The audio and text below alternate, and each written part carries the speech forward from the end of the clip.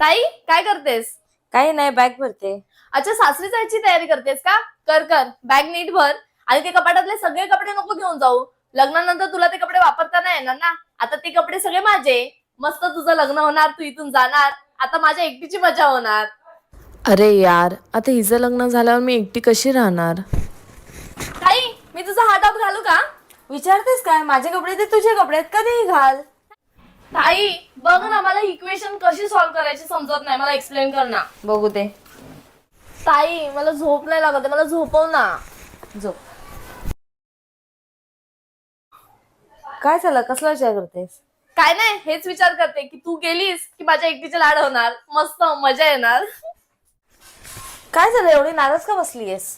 अगं ताई, मी हाच विचार करते की आता तुझं लग्न होणार, तू आम्हाला सगळ्यांना सोडून दुसऱ्या घरात जाणार, मग मी एकटीच राहणार इथे. माझं कसं होणार?